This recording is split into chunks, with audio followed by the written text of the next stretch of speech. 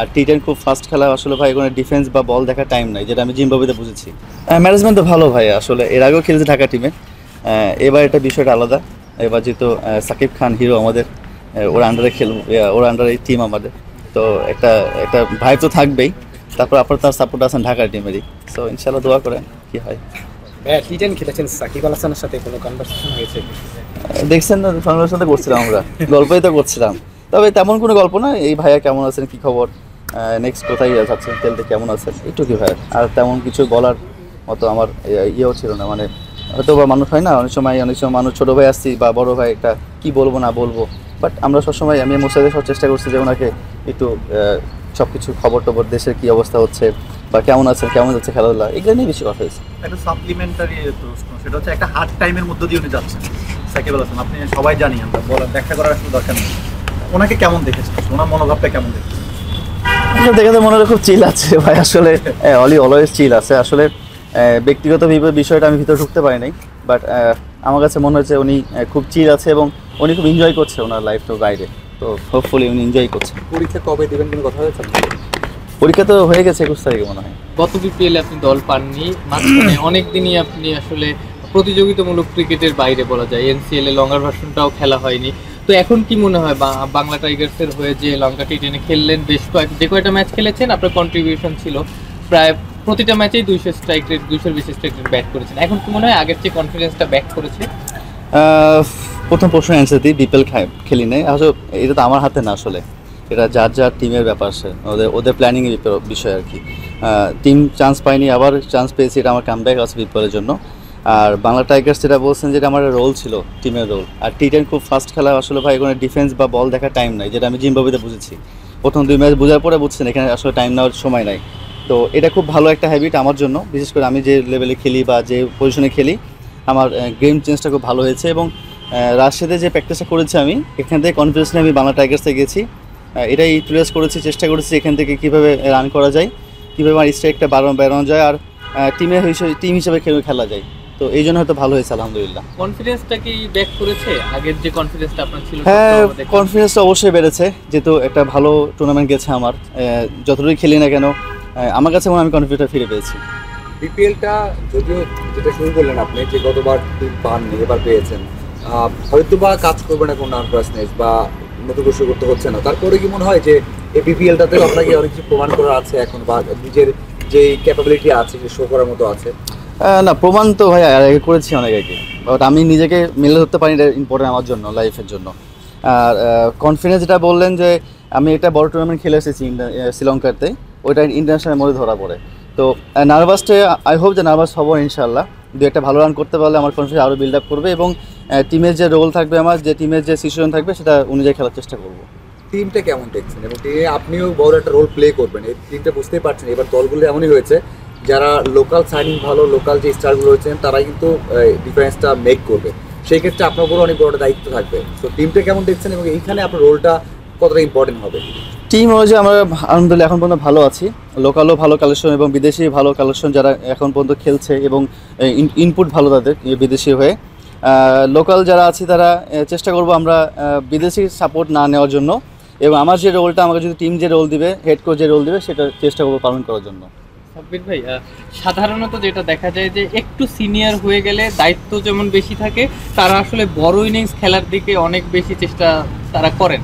আপনি যখন প্রথম ক্যারিয়ার শুরু করেছেন তখন আপনার ওই দায়িত্বটা ছিল না, আপনার কাছ থেকে আমরা বড় ইনিংসও দেখেছি, অল্প বলে বেশি রানও দেখেছি। এটা হতে পারে যে দায়িত্বের প্রেসারে অনেক সময় সাব্বিরের ইনিংসগুলো আমরা পাই না।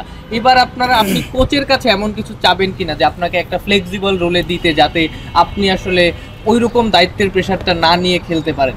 অনেক বড় প্রশ্ন করেছেন ভাই, ভুলে গেছি মাঝখানে, বাট আমি এক্সাম্পল যেটা কোচ আমাকে যেটা বলবে যে পজিশনে খেলাবে আমাকে, আমি চেষ্টা করবো ওটা রোল পালন করার জন্য। আর টিম ওয়াইজে খেলার জন্য যে আর কি বললেন ভাই, ভুলে গেছি। আপনি নিজে চাইবেন কিনা ফ্লেক্সিবল কোন রোলে খেলার জন্য? ফ্লেক্সিবল রোল বলতে টি20 আসলে নয়, সব কিছু 120টা বলে খেলা, রাফ অ্যান্ড টাফে খেলা। টি10 খেলার পরে টি20 মনে হচ্ছে অনেক বড় খেলা মনে হচ্ছে আমার কাছে এখন, বাট টি20 একটা 10 ওভার একটা প্ল্যানিং খেলা আছে, প্রথম 6 ওভার, তারপর 6 ওভার, 7 ওভার। তো আমি আবার বলছি যে কোচ আর ক্যাপ্টেন যে রোল দিবে আমাকে সেটা আমি চেষ্টা করবো পালন করার জন্য, এবং সিচুয়েশন অনুযায়ী খেলার চেষ্টা করবো। এটা বড় হোক বা ছোট হোক, বা ছোট টার্গেট হোক বড় টার্গেট হোক, খেলার চেষ্টা করবো সিচুয়েশন অনুযায়ী।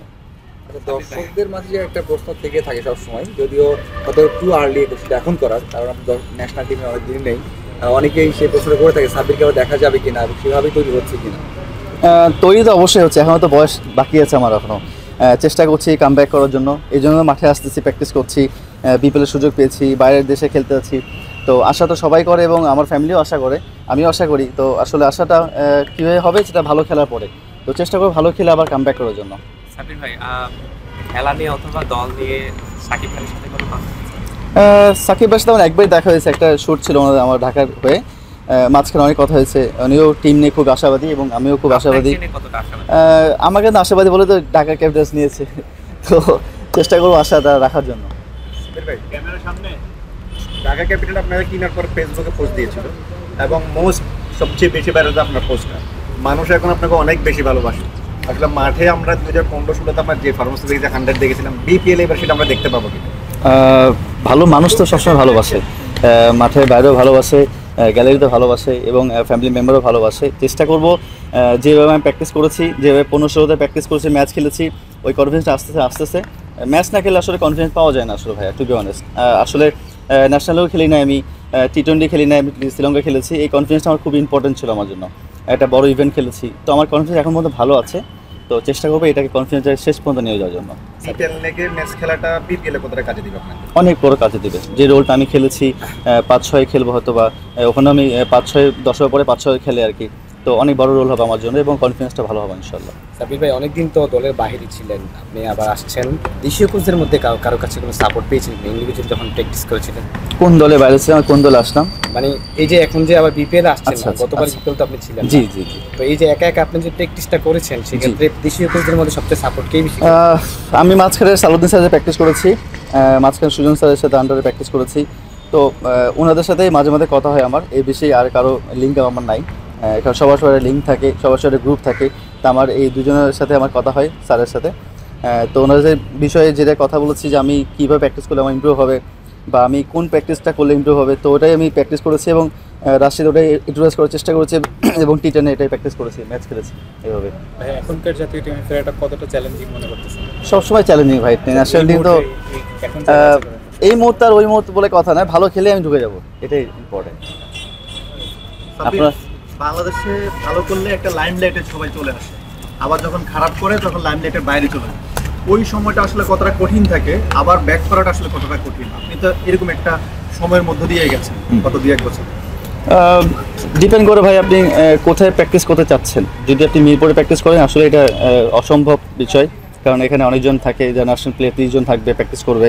আমার কাছে মনে হয় যে এই ফ্যাসিলিটি যদি সব ডিভিশনে ডিস্ট্রিবিউট করা হতো বা করা যায়, তাহলে যারা 30 জনের বাইরে থাকবে বা আপকামিং ন্যাশনাল প্লেয়ার থাকবে, তারা এখন প্র্যাকটিস করতে পারবে, মেশিন ইউজ করতে পারবে, স্ল্যাব ইউজ করতে পারবে। আমি আমার খরচে স্ল্যাব কিনেছি, মেশিন ইউজ করেছি। তো সবাই হয়তো বা সমর্থ নাও থাকতে পারে যারা আপকামিং যারা আছে। তো আমার কাছে মনে হয় যে এই প্ল্যানটাও সব ডিভিশনে করা উচিত। অ্যাজ এ ন্যাশনাল প্লেয়ার আমি বলতেছি, লাইক ইউজ করার জন্য, যেন এখানে কাম ব্যাক করে যেন আসে। যেন আমি মিরপুর আসতে পারি না যে এখানে অনেক বুকিং থাকে, উইকেট বুকিং থাকে, 1 ঘন্টা আধা ঘন্টার জন্য প্র্যাকটিস করে মজা পাওয়া যায় না। আমি সারাদিন প্র্যাকটিস করতে চাই, তো সারাদিন প্র্যাকটিস আমার হবে না এখানে।